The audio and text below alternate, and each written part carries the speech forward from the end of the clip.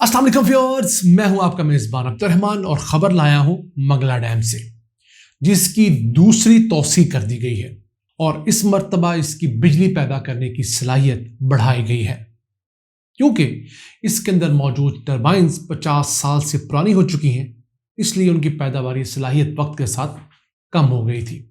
तो जो dam 1000 megawatt बिजली पैदा किया करता था, वो आहिस्ता आहिस्ता घट के 800 मेगावाट पैदा करना शुरू हुआ। फिर जरदारी दौर में 2011 के अंदर फैसला किया गया कि इसकी बिजली पैदा करने की सलाहियत को बढ़ाकर 1310 मेगावाट किया जाएगा। इन टरबाइंस के पुर्जे, उनकी इंसुलेशंस, उनकी तारें नहीं डाली जाएंगी। इससे फ़ायदा क्या होगा? एक तो इजाफी बिजली जो 510 मेगावाट हासिल होगी, उससे हर साल $60 मिलियन की इजाफी आमदन होगी। इस एक्सपेंशन पे जो खर्चा आएगा वो $483 मिलियन है। यानी ये अपग्रेडेशन जो है, एक्सपेंशन जो है, ये सिर्फ 8 सालों में अपना खर्चा पूरा कर लेगी और अगले 30-40 सालों तक कारआमद रहेगी। फिर इससे जो बिजली पैदा होगी वो 1 लाख घरों के लिए काफ़ी होगी और उन 1 लाख घरों में मुकीम 10 लाख अफराद को मुनव्वर करेगी। 5.6 अरब यूनिट्स बिजली इजाफी पैदा होगी। तो ये इसके फ़वाइद हैं। आपको बताएं कि बेसिकली हुआ क्या। मंगला डैम वैसे तो 1965-66 में मुकम्मल हुआ, लेकिन इसके अंदर जो टरबाइंस लगी वो कुछ अरसे बाद लगी। यानी टोटल 10 टरबाइन इसमें लगी थी, हर टरबाइन 100 मेगावाट की थी।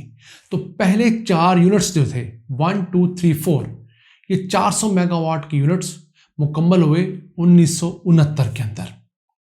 वो टरबाइंस को लगे हुए 53 साल हो गए हैं और पानी वाली जो टरबाइन होती है उसकी औसत उम्र 35 साल होती है। फिर यूनिट 5 और 6 लगा 200 मेगावाट का मजमूई तौर पर, और ये 1974 में मुकम्मल हुआ। उसे लगे हुए भी 48 साल हो गए हैं। फिर यूनिट 7 और 8 लगा 200 मेगावाट का, उसे 1981 में ऑपरेशनल किया गया, 41 साल उसकी उम्र हो गई है। और आखिर में 2 यूनिट लगे 9वें और 10वें 200 मेगावाट के, 1994 में मुकम्मल हुए, उन्हें लगे हुए 28 साल हुए हैं। सिर्फ 9वें और 10वें यूनिट के अलावा बकिया 8 यूनिट जो हैं अपनी तबई उम्र पूरी कर चुके हैं। तो उनको रिवैम्प करने का फैसला किया गया था, ताकि जो बिजली की प्रोडक्शन कम हुई है पुराने पार्ट्स की वजह से, पुरानी मशीनरी की वजह से, पुरानी इंसुलेशन और तारों की वजह से, उसको रिवाइव किया जा सके। ये प्रोडक्ट जरदारी के दौर में कंसीव हुआ, नवाज शरीफ के दौर में 2013 के अंदर इसकी फिजिबिलिटीज़, उसके बाद फिर टेंडरिंग हुई, इमरान खान के दौर में भी चलता रहा और इसका इफ्तिताह मौजूदा प्राइम मिनिस्टर शहबाज शरीफ की किस्मत में आया। देखिए टॉरेक्स कहाँ से शुरू होते हैं और कहाँ जाकर ख़त्म होते हैं। अब ये प्रोजेक्ट शुरू हो गए 2024 के अंदर।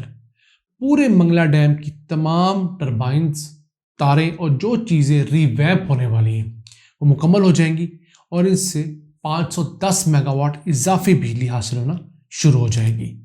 $483 मिलियन के इस प्रोजेक्ट के अंदर मेजर फंडिंग वापडा कर रहा है 178 मिलियन की।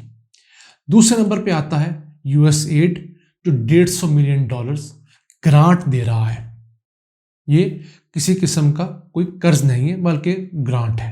और USAID का कहना है कि उसने पाकिस्तान के बनने से लेकर अब तक जितने भी डैम्स और हाइड्रो पावर प्रोजेक्ट्स को सपोर्ट किए हैं, जिसमें मंगला डैम शामिल है, तरबेला है, वर्सक डैम के अंदर वो सपोर्ट कर रहे हैं, फिर इसके अलावा और कुछ छोटे हाइड्रो पावर प्रोजेक्ट्स हैं।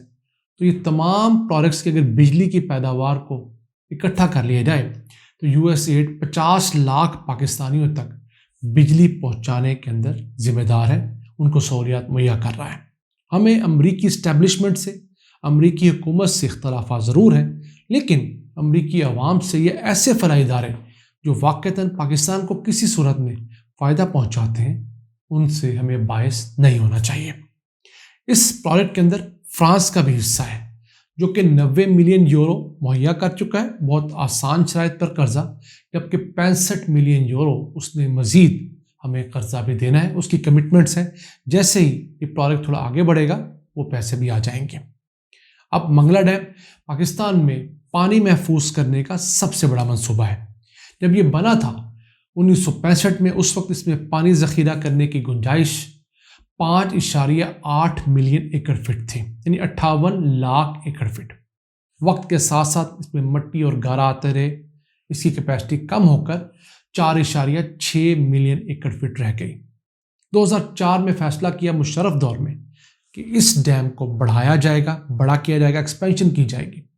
اس میں 2.8 ملین ایکڑ فٹ اضافی پانی ذخیرہ کرنے کے لیے ڈیم ہائٹ کو 30 فٹ اوپر کر دیا گیا، جس سے نئی ایڈیشن ہوئی، پانی زیادہ ذخیرہ ہونے لگا اور اس کی مجموعی پانی ذخیرہ کرنے کی صلاحیت بڑھ کر 7.4 ملین ایکڑ فٹ یعنی 74 لاکھ ایکڑ فٹ ہو گئی، اور یہ ڈیم ہمارے تربیلا ڈیم سے بڑا ڈیم بن گیا پانی ذخیرہ کرنے کی صلاحیت کے حوالے سے۔ تو یہ اچھا کام ایک مشرف نے اپنے دور میں کیا کہ چلے کوئی نیا بڑا ڈیم نہیں بنایا، لیکن 2.8 ملین ایکڑ فٹ کا درمیانے درجے کا ڈیم اسی منگلا ڈیم کو اپریز کر کے ایڈ کر دیا۔ اس کے بعد زرداری نے بھی کام کیا، نواز شریف دور میں کام ہوا، عمران خان دور میں یہ کام چلتا رہا۔ تو اگر ہماری حکومتیں اسی طرح ہر گزشتہ حکمران کے اچھے پروجیکٹس کو چلاتی رہیں تو یقین کیجیے پاکستان میں یہ بڑے بڑے مسائل ہیں وقت کے ساتھ ختم ہو جائیں گے۔ اب منگلا ڈیم کی ٹربائن 5 اور 6 یونٹ کو ایکسپینڈ کیا گیا ہے، جو بجلی پیدا کر رہی تھی 180 میگا واٹ، اب پیدا کریں گی 270 میگا واٹ۔ 90 میگا واٹ صرف ان 2 ٹربائن سے اضافی بجلی پیدا ہوگی۔ اس انوگریشن سیریمنی میں کچھ بڑے انٹرسٹنگ فگرز دیے شہباز شریف نے، کہا جی کہ ہمارا انرجی کا بل بڑھ کر $27 ارب ہو گیا ہے، یعنی ہم تیل، گیس، کوئلہ سالانہ $27 ارب کا امپورٹ کرتے ہیں۔ اور انہوں نے کہا کہ ملک میں کارٹلز اور مافیا کا راج ہے، آئل مافیا ہے، کارٹل ہے، اور وہ نہیں چاہتے پاکستان کو آگے بڑھتا ہوا دیکھیں۔ تو حضور یہ کارٹل مافیا کب پاکستان پہ مسلط ہوئے؟ 1990 کی دہائی میں مسلط ہوئے، جب بے نظیر اور نواز شریف کی حکومتیں تھیں۔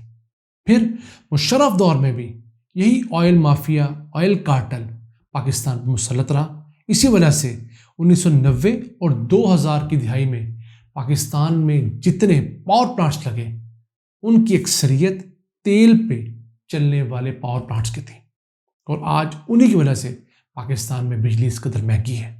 نہ 1990 کی دہائی میں کوئی ڈیم بنا، میں بڑے ڈیمز کی بات کر رہا ہوں، نہ 2000 کی دہائی میں بنا۔